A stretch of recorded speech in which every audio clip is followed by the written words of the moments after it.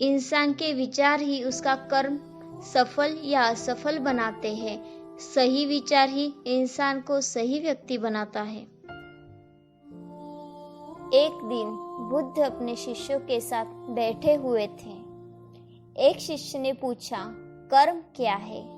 बुद्ध ने कहा, मैं तुम्हें एक कहानी सुनाता हूँ। एक राजा हाथी पर बैठकर अपने राज्य का भ्रमण कर रहा था।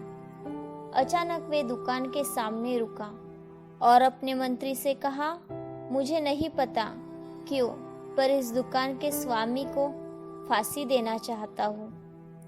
ये सुनकर मंत्री को बहुत दुख हुआ, लेकिन जब तक वे राजा से कोई कारण पूछता, तब तक राजा आगे बढ़ गया।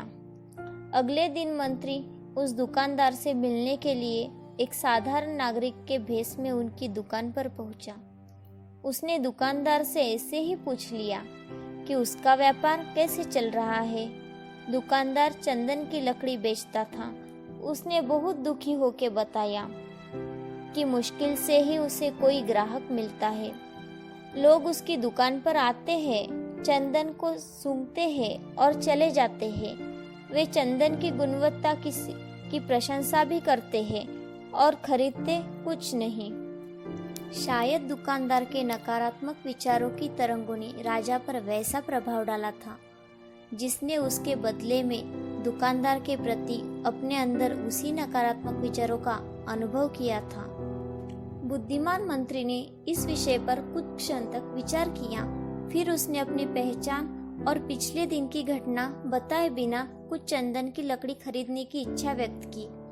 दुकानदार बहुत खुश हुआ और चंदन अच्छी तरह कागज में लपेटकर मंत्री को दे दिया। जब मंत्री महल में लौटा, वे सीधा दरबार में गया जहां राजा बैठा हुआ था और सूचना दी कि चंदन की लकड़ी के दुकानदार ने उसे भेंट भेजी है। राजा को आश्चर्य हुआ जब उसने बंडल को खोला। उसने सुनहरे रंग की श्रेष्ठ चंदन की लकड़ी और सुगंध को देखकर बहुत प्रसन्न हुआ। प्रसन्न होकर उसने चंदन के व्यापारी के लिए कुछ सोने के सिक्के भिजवा दिए। राजा को यह सोचकर बहुत खेद हुआ कि उसे दुकानदार को मारने का गलत विचार आया था। जब दुकानदार को राजा से सोने के सिक्के प्राप्त हुए तो वह भी आश्चर्यचकित हुआ। वे राजा के गुण गाने लगा, जिसने सोने के सिक्के भेजकर उसे गरीबी के अभिशाप से बचा लिया था। कुछ समय बाद उसे अपने उन गलत विचारों की याद आई जो वे राजा के प्रति सोचा करता था। उसे अपने व्यक्तिगत स्वार्थ के लिए ऐसे नकारात्मक विचार करने का बहुत पश्चाताप हुआ। यदि हम दूसरे व्यक्ति के प्रति अच्छे और दयालु विचार रखेंगे तो सकारात्मक विचार हमारे पास अनुकूल रूप में ही लौटेंगे, लेकिन हम बुरे विचार को पालेंगे तो वे विचार हमारे पास उसी रूप में लौटेंगे। ये कहानी सुनकर बुद्ध ने पूछा, कर्म क्या है? अनेक शिष्यों ने उत्तर दिया, हमारे शब्द हमारे कर्म है, हमारी भावना ही हमारे कर्म है।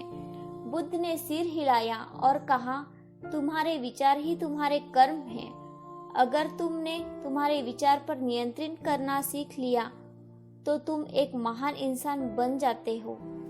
तो दोस्तों, इस कहानी के माध्यम से हम यह सीख सकते हैं, विचार ही मनुष्य के जीवन में सफल या असफल बनने में महत्वपूर्ण रहते हैं।